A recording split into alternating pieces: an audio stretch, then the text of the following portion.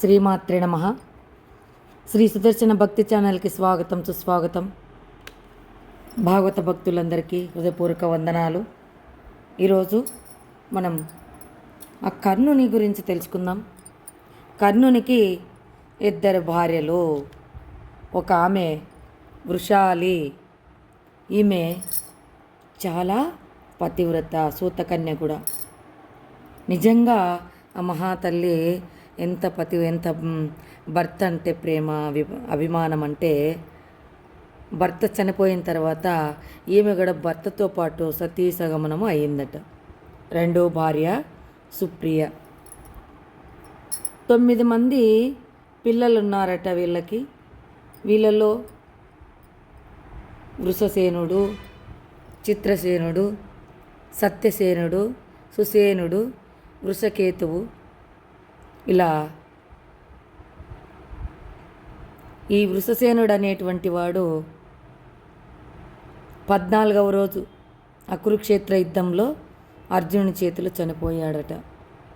తర్వాత వృషకేతు ఒక్కడే కురుక్షేత్ర యుద్ధం తర్వాత కూడా అతను బ్రతికి ఉన్నాడనమాట. వీళ్ళందరూ కూడా 8 మంది వీరమరణం పొందారు. ఎవరి పక్కన?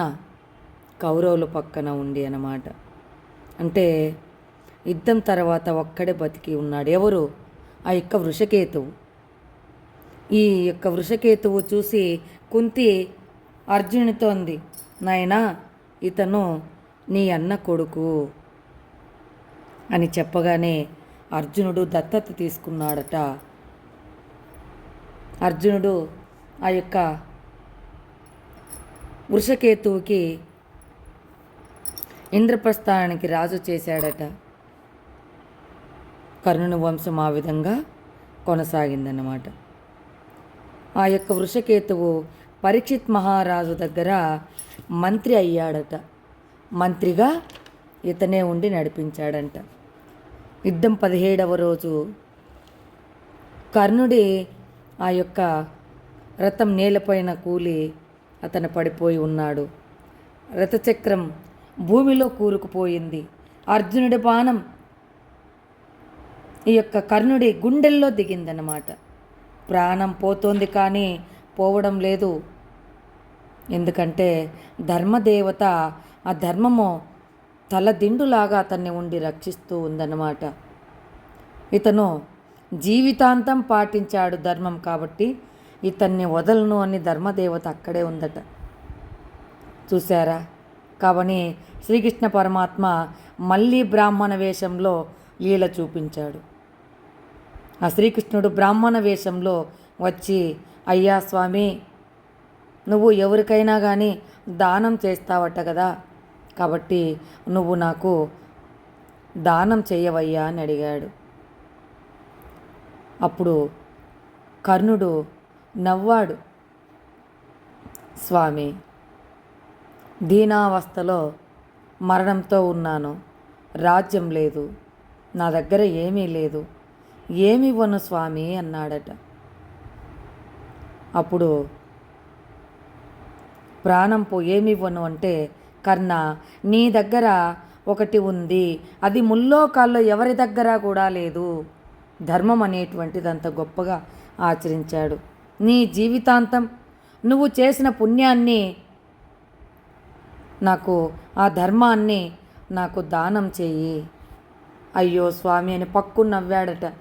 పుణ్యం కనిపించదే అని ఆ పక్కనే ఎతుకులాడి ఒక రాయి తీసుకొని దవడ పగలగొట్టుకొని ఆ బంగారు పన్ను వచ్చిందట ఆయన చేసిన పుణ్యానికి. ఆ పన్ను తీసి అక్కడే ఆయనతో రక్తం కారిపోతే ఒక చిన్న గుంటులో రక్తం మడుగులా అయిపోయిందంట. అందులో కడిగి, కృష్ణ స్వామి ఇదిగో అపవిత్రం అవుతుందేమో రక్తంలో కడిగి ఇచ్చాడంట ఆ మహానుభావుడు.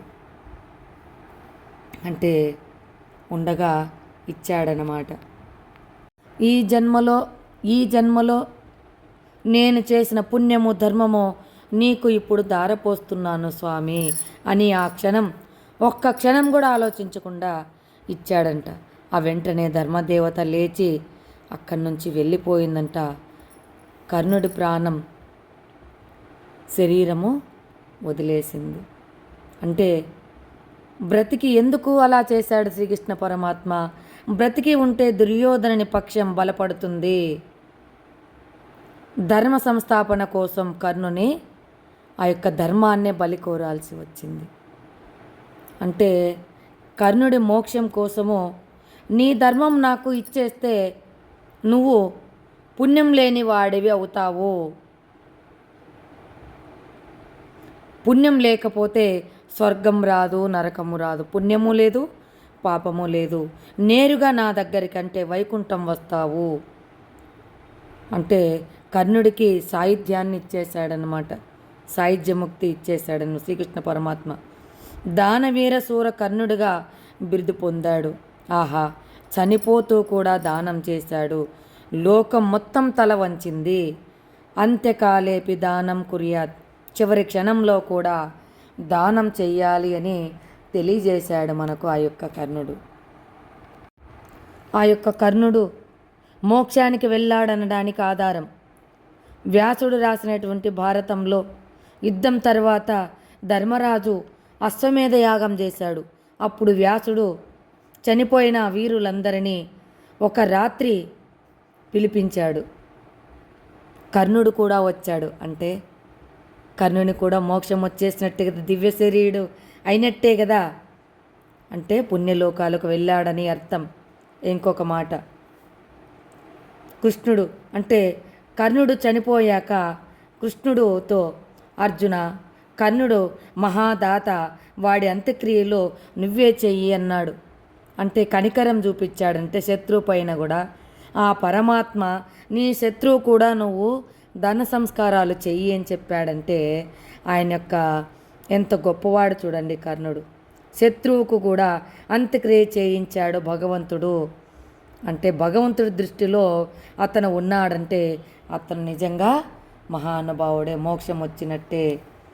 కర్ణుడు చనిపోయాక తండ్రి దగ్గరకు వెళ్ళిపోయాడు సూర్యుడు. ఎవరు? ఆ సూర్యుని దగ్గరకు వెళ్ళిపోయాడు కర్ణుడు. సూర్యుడు ప్రత్యక్ష నారాయణుడు కదా, కాబట్టి వైకుంఠం చేరుకున్నట్టే. దానం వల్ల అన్నీ పొందుతాడు మానవుడు, దానేన సర్వమాప్నోతి అన్నాడు. కర్ణుడు మహాదాత, అతనికి రాకపోతే ఇంకెవరికి వస్తుంది మోక్షము? కాబట్టి రాజ్యం పోయింది, కీర్తి మిగిలింది, శరీరం పోయింది, పుణ్యం మిగిలింది, లోకం తిట్టింది, దేవలోకం అతన్ని ఆహ్వానించింది. శ్రీమాత్రి నమః. ఇది కర్ణుని యొక్క జీవిత చరిత్ర. మళ్ళీ కలుద్దాం.